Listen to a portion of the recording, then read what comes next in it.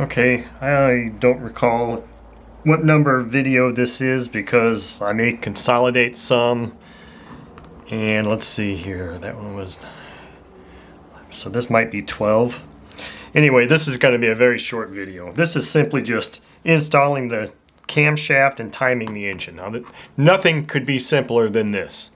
I mean, literally, nothing could be simpler than this. So on this particular crankshaft end here, the dot is pretty tough to see. It's pretty small, so I've got a Sharpie marker there pointing to the dot and the tooth that it's on. So basically all I'm going to do to time this thing is point that thing straight up like that, find the hole.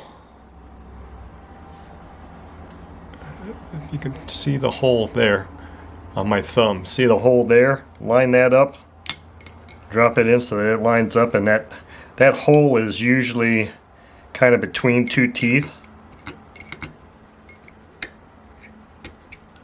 Boom. Timing is done.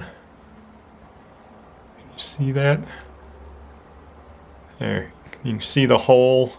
It's kind of tough to see the, oh, there we go. Maybe this angle, the hole and that timing knot. So there you go. That's all there is to timing this engine. Woo, big deal. Now the next thing I'm going to do is just simply mate these two pieces together and put the screws in, and bam, the engine's timed. Short and sweet. Okay, welcome to, I believe it's part 13 or video 13 in this OS FF-240 Pegasus rebuild. And we're to the point where I'm going to start installing the connecting rods. I've already timed it in the previous video, put the rear cover on, and everything's ready to go for connecting rods. But before we do any connecting rod installation, what I think I want to do is I want to do a little show and tell here, a little comparison of these two connecting rods. Now obviously, as you can see, I just pulled this one out of the package. So this is a brand new connecting rod. This is what the original Generation 1 connecting rods look like. Now those screws are a little loose on that, so they look fairly similar, but this is a bronze connecting rod, and I don't believe, I'm not a machinist, so I don't know. I believe they're forged, but the top has an oil hole.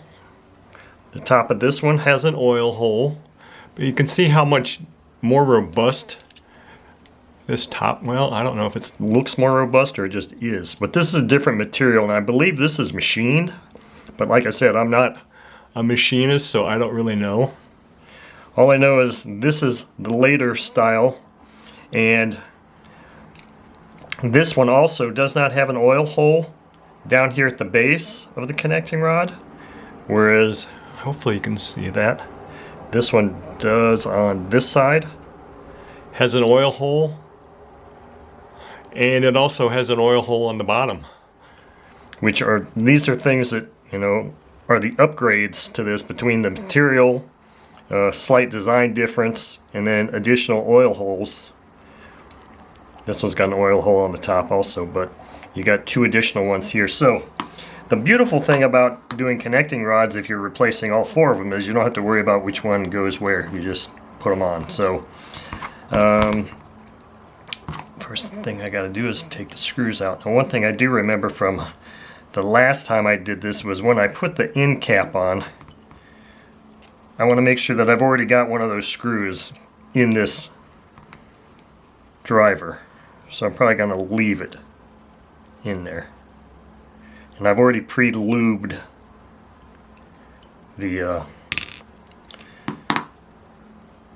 areas inside there. I don't know that I'm going to lube this or not. Let me see, this one didn't come out. Do I want it to come out? I think I want it to come out. I think I want you to stay on there.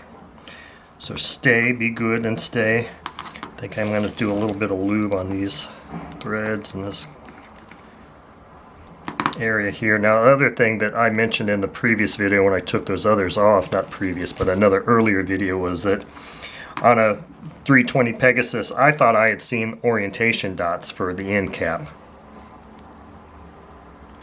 But I'm not seeing any such orientation dots on these, so it doesn't really matter how I just took that off.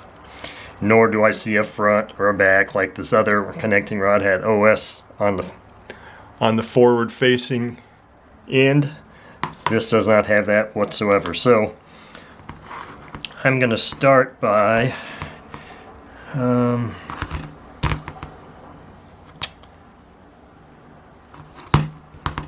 why am I confused here? There we go. So this connecting rod is going to go here, and then now somehow I need to move this up here like this. This is where it gets really fun. I don't know if this is the best way to get it in there or if I need to. It's been a while since I've done this.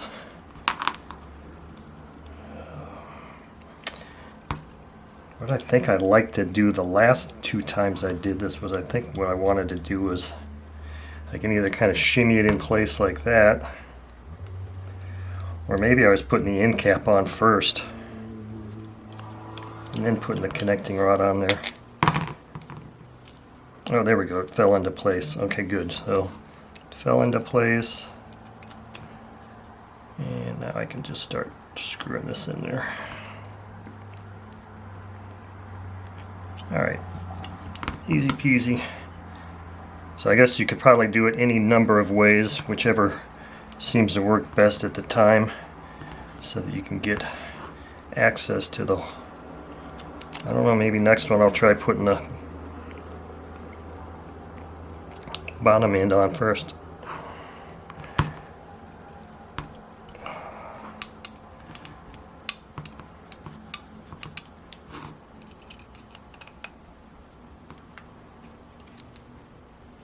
When I go quiet, that's when something important's happening, just so you know.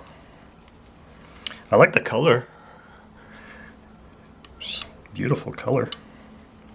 Let's see, if I put the end piece on and then I rotate it, it's going to fall right off. So I think I'm probably going to have to just stick with doing the same thing I was doing before that I just did.